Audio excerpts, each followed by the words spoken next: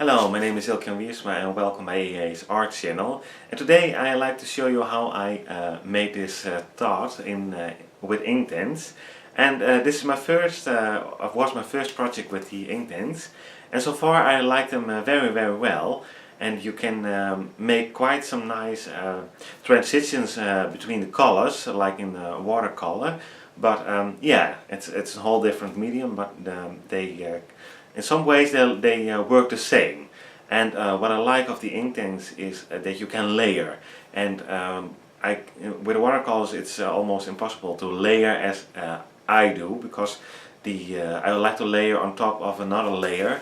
And in watercolors you will end up reactivating the other layers. So yeah, that's not my style to paint, and not yet. Maybe I will try them out, because I really do the results people get with the watercolors. But yeah, for now I will stick to the Inktense, because I found it a little bit handier.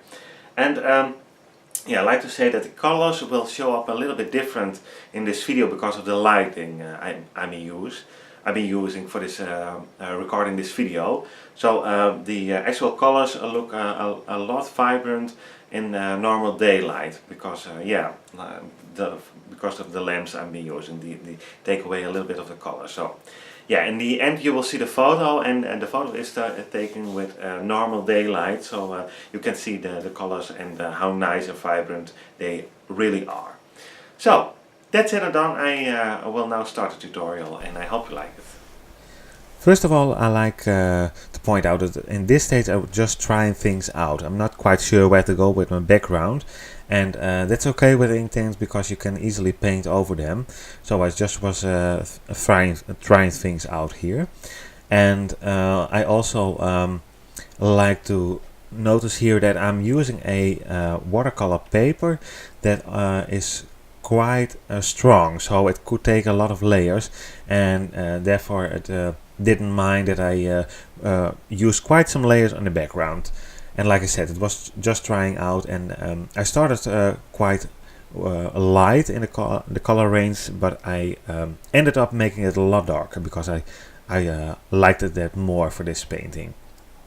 And here you see me starting with the eye of the thought, and yeah, I'm using here a brush with short bristles, and I found it quite easy to make little details with a brush in this case, even though I have also all the pencils which you will see me using in a bit. I'd like to start out with this brush with a really fine point on it, so I can make quite easily different details there. So therefore I use this brush. And you will want to keep in mind that as long as the Inktense is wet, it's reworkable, or you can yeah, just some details you made or the colors there, but once it's dry you cannot reactivate it. So therefore yeah, you want to keep that in mind if you're working on a project there. And I also did that, and what I found quite useful was that when I'm painting in some areas there, I like to make the area around the subject I'm painting in also wet, so I get those nice transitions like you can make quite easily in watercolor. So yeah, you want to be sure to make your paper quite wet if you like that nice transitions in colors.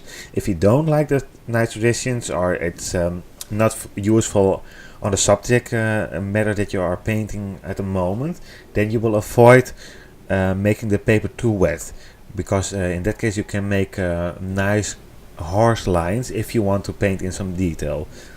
But yeah, I found myself making the paper quite wet because I didn't want to end up with too hard edged details. So therefore could be quite hard for me to layer over them, because you can see those details underneath your layers.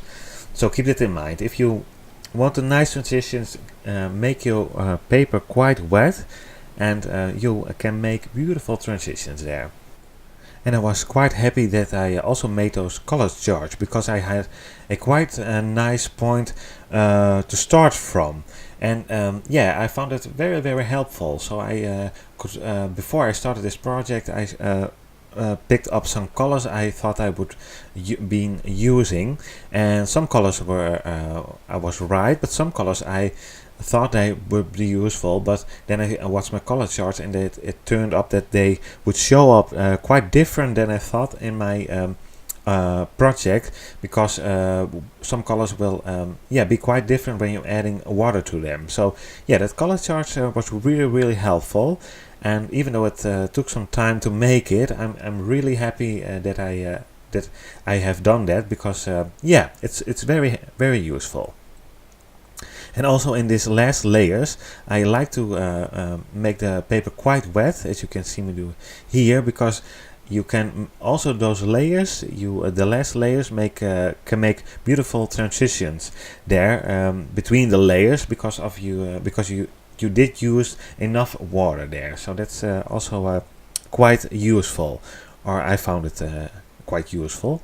So, and also I like the white in this in the Inktense, because it shows up quite well, but it also takes nice layers. So you can put in the white, and don't be afraid, because it shows up quite well, but you also can adjust the color there quite easy. So like I did around the eyes and around his body, I picked up a little bit of blue and glazed it over the white again, and it makes a nice feeling of a glow there. So yeah, I found it quite helpful and useful, that white in the Inktense. So, I hope you liked that tutorial. Here is the finished piece. You already saw this one in the intro, and you may have noticed that it's already been framed, and that's because the colors are not light fast of the Inktense. So I protected it with a furnace, and I also framed it quite quickly after it was finished, this piece, to protect those colors. I like to think, or I like to hope that I am protecting those colors. And yeah, this stud is for my husband, so it will be in our own collection, and therefore I may come back to it in about half a year and let you see how those colors are behaving there. So if they have been losing their colors, or if they are still vibrant. And yeah, that may give an indication if you want to sell Inktense pieces, what you can expect, or what the buyer can expect with the colors if you protect them quite well. So I will be coming back to that in a few months. So and if I forget, please remind me, because this one is in like I said, in our own collection. So it would be quite easily to make another video about this one.